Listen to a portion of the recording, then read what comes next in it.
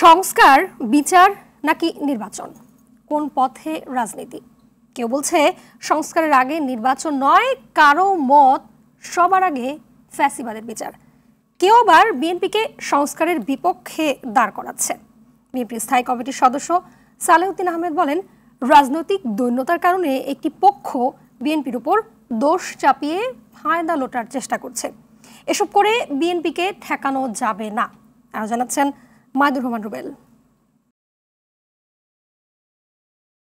সংস্কার ও নির্বাচন প্রশ্নে রাজনীতির মাঠ যখন দ্বিধা বিভক্ত, তখন নিজেদের অবস্থান তুলে ধরছে বিএনপি। বিচার বিভাগ সংস্কারের 23টি সুপারিশের 20টিতে একমত দলটি। দুদক সংস্কারের 20 সুপারিশের 19টিতেই একমত, একটিতে আংশিক একমত। আর জনপ্রশাসন সংস্কারের 26 প্রস্তাবের অর্ধেকেই সমর্থন রয়েছে বিএনপির।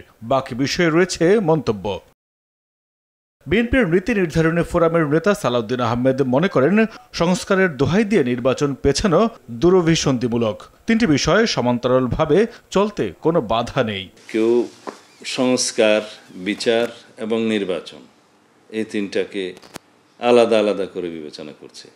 কেউ বলছে সংস্কার সমাপ্ত করেই নির্বাচন হবে, কেউ বলছে বিচার সম্পন্ন করেই নির্বাচন হবে। কিন্তু সবগুলো বিষয় যে একসাথে চলতে পারে সেটা তারা বিবেচনা করছেন না।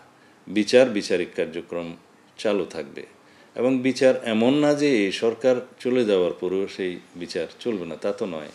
আন্তর্জাতিক অপরাধ আদালতের বিচার কার্যক্রম যতদিন পর্যন্ত প্রয়োজন ততদিন পর্যন্ত পরবর্তী সরকারগুলোকেও টেনে নিয়ে যেতে হবে। আমাদেরকে যদি কেউ বলে যে আমরা সংস্কার চাই না, এটা মিথ্যা অভিযোগ হবে, এটা আমাদের উপরে জুলুম করার শামিল হবে।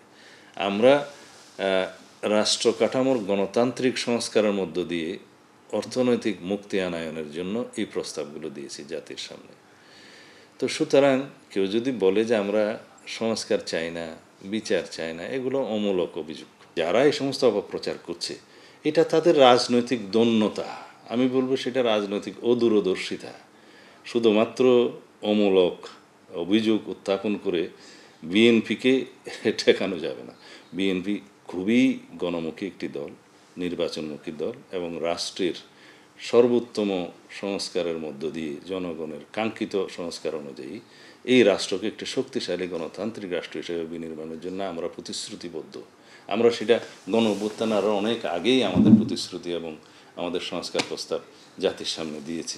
টানা 2বারের বেশি কেউ প্রধানমন্ত্রী হতে পারবে না, যা বিএনপিরও চাওয়া। তবে যোগ্যতা ও গ্রহণযোগ্যতায় রাষ্ট্রপতি হলে আপত্তি নেই দলটির। 2বার প্রধানমন্ত্রী একাধিক্রমে হওয়ার পরে যদি কেউ ইচ্ছা করে তৃতীয়বার না হয়ে চতুর্থবার হতে পারবেন, মানে তারপরের বার হতে একবার গ্যাপ দিয়ে, এটাকে বলা হয় 2 কনসিকিউটিভ টার্মের জন্য হতে পারবেন, এরপরে না। যেভাবেই হোক, পরপর হোক বা অন্যভাবে হোক, 2বারের বেশি হবে না। এই প্রস্তাব নিয়ে বিভিন্ন পত্রিকায় লেখালেখি হচ্ছে। আমরা আমাদের প্রস্তাব দিয়েছি, যেটা 31 দফাতে আমরা তখন দিয়েছিলাম, সেই প্রস্তাব দিয়েছি। এখন আমাদের এই প্রস্তাবটা, সংবিধান তো এখনই সংশোধিত হয় নাই, সেটা আলাপ আলোচনা হবে, পরীক্ষা নিরীক্ষা হবে। যদি এটা জাতির কাছে গৃহীত হয়, বৃহত্তর ঐক্যমত সৃষ্টি হয় এই বিষয়ে, তাহলে সেটা গৃহীত হবে। একজন অভিজ্ঞ ব্যক্তি রাষ্ট্রপতি পদে যদি নির্বাচিত হন, তাতে তো রাষ্ট্রেরই উপকার। আর এটা রাজনৈতিক দলের একটা সিদ্ধান্ত, এটা গণতান্ত্রিকভাবে একজনের অধিকারকে খর্ব করার মতো।